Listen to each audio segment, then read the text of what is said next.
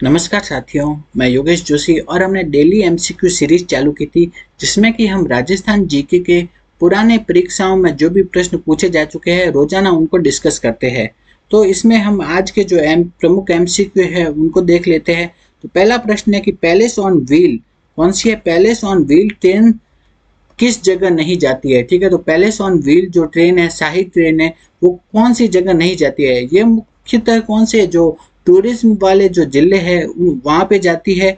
तो इसमें ये जाती है सवाई माधोपुर में जाती है, जैसलमेर, चित्तौड़, इन सभी जिलों में जाती है, लेकिन ये धौलपुर में नहीं जाती है। तो इसका आंसर हो जाएगा डी। अगला प्रश्न है हाडी रानी की बावड़ी कहाँ स्थित है? तो हाडी रानी की बावड़ी स्थित है टोडराय सीएम में। कहाँ स्थित है? टोडराय सीएम में। ठीक है, तो इसको ऐसे याद रख सकते हैं, हड्डी हाडी, ठीक है, ठीक है, और हड्डी तोड़ी, ठीक है, हड्डी तोड़ी। ठीक है, तो हाडी रानी की बावड़ी कहाँ स्थित है? टोडराय सीएम में। तो इस टाइप से याद रख सकते हैं। नेक्स्ट हम देखते हैं वर्ष 1953 में एशिया का सबसे बड़ा सीमेंट का कारखाना कहाँ पे स्थापित किया गया? तो 1953 में जो सीमेंट का सबसे बड़ा कारखाना था वो स्थापित किया गया सवाई माधोपुर में। कहाँ? सवाई माधोपुर में।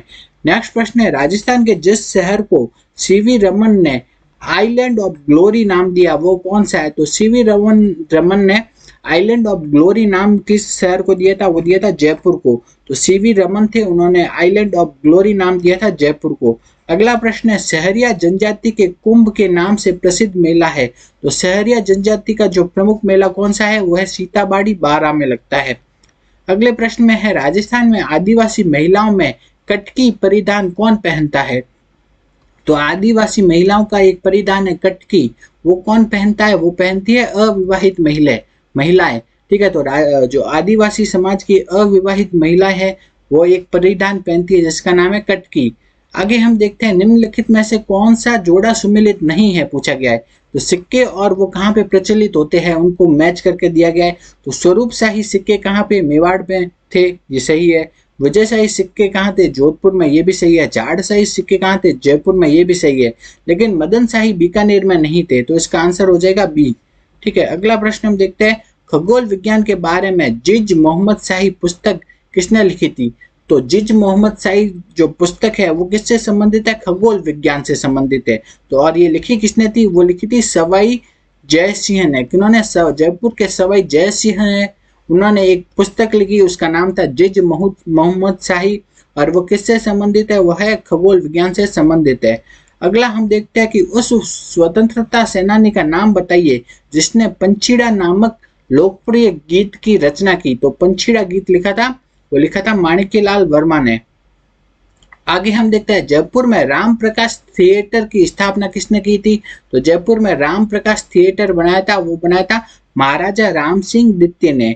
आगे देखते हैं लप्पा लप्पी किरण और गोखरू क्या है? तो लप्पा लप्पी किरण गोखरू ये सब क्या है? गोटे की किस्में है। तो लप्पा लप्पी किरण और गोखरू ये सब क्या है? गोटे की किस्में। नेक्स्ट हम देखते हैं मुर्खिया। मुर्खिया आभूषण है वो कहाँ पे पहना जाता है? पहना जाता है कानों में। मुर्खिया आभूषण पहना जाता है कहाँ पे? पहना जाता है कानों में। नेक्स्ट हम देखते हैं समाचार पत्र है और वो उनका प्रकाशन कहाँ से होता है? उनको मैच करना था। ठीक है, तो इसमें ये मैच करना था तो हमने मैच करके लिखा है। प्रजा सेवक का प्रकाशन होता था जोधपुर से। नवीन राजस्थान का प्रकाशन कहाँ से होता था? अजमेर से। लोकवाणी का प्रकाशन होता था जयपुर से। सर्जन कीर्ति सुधार का प्रकाशन होता था उदयपुर से। ठीक है, तो ये समाचार पत्र है और उनका प्रकाशन स्थान है। नेक्स्ट हम देखते हैं लोक देवता है, उनको उनके नामों वगैरह से मैच करना है। ठीक है, लोक देवताओं की जो सूची दी गई है उनको मैच करना है। ठीक है, सबसे पहले हम देखते हैं जाहिर पीर। जाहिर पीर किन्हें कहा जाता है? वो कहा जाता है गोगा जी को। जाहिर पीर कहा जाता है गोगा जी को।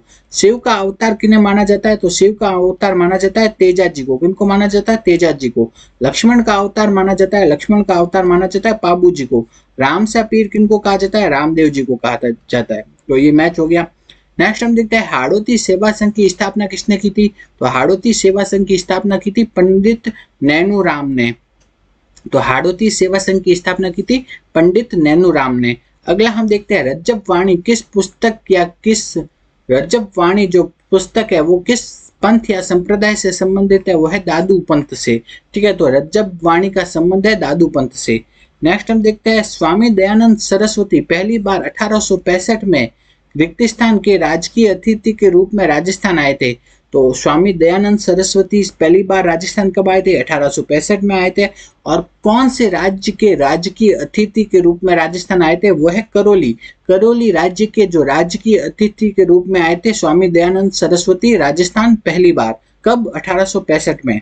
नेक्स्ट हम देखते हैं कौन सा युग्म सही नहीं है पूछा गया है। ठीक है, डूंगजी जवाहरजी सिरोही, सिरोही नहीं है, वो कहाँ के थे? सीकर। ठीक है, डूंगजी जवाहरजी सीकर के थे। महराब खां कोटा, लाला जयदयाल कोटा, ये भी सही है। ठाकुर कुशाल सिंह अहुआ जोधपुर, ये भी सही है। तो इसमें से सही कौन सा नहीं है? वो डूंगजी जवाहरजी कहाँ के थे? सीकर के थे, सही आंसर होगा। जयपुर की स्थापना वर्ष है, जयपुर की स्थापना हुई थी 1727 में। कनक सागर क्या है? एक पक्षी अभ्यारण्य है। कनक सागर क्या है? एक पक्षी अभ्यारण्य। नेक्स्ट हम देखते हैं राजौरगढ़ के कलात्मक वैभव किस काल से संबंधित है? वह गुर्जर प्रतिहार काल से।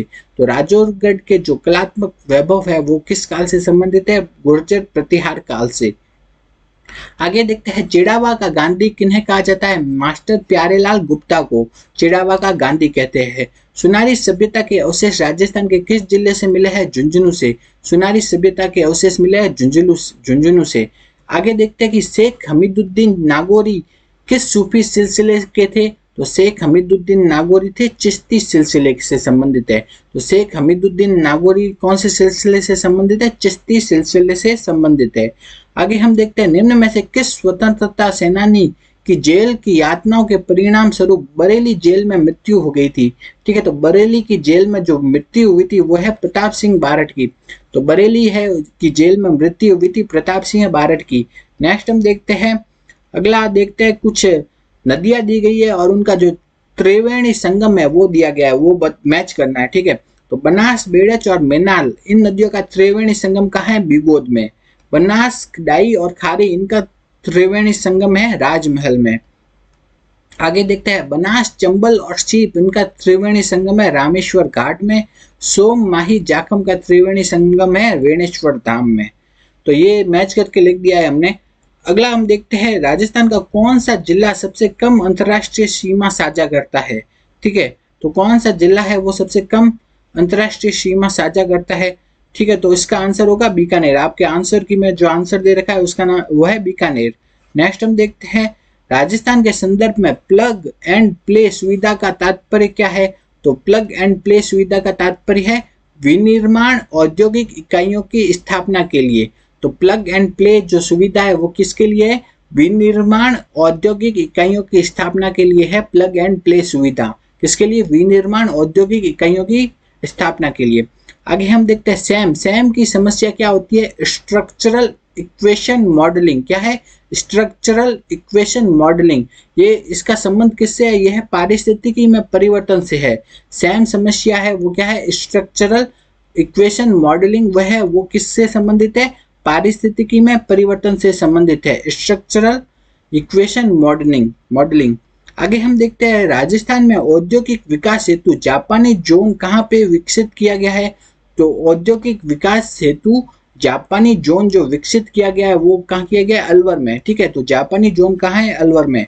नेक्स्ट हम देखते हैं राजस्थान में जैतून के तेल का शोधन संयंत्र स्थित है। तो जैतून का तेल है वो कहाँ है? लूणकरणसर में। जैतून का जो तेल है वो कहाँ है? लूणकरणसर में है। नेक्स्ट हम देखते हैं राजस्थान सरकार द्वारा राजस्थान वित्त निगम की स्थापना कब की गई? 1955 में। राजस्थान सरकार ने राजस्थान वित्त निगम RFC, ठीक है, राजस्थान वित्त निगम की स्थापना की थी 1955 में। तो राजस्थान वित्त निगम की स्थापना हुई थी 1955 में। राजस्थान में पलाश के वन कहाँ पे पाए जाते हैं? तो पलाश के वन है अलवर, अजमेर, उदयपुर और राजसमंद में।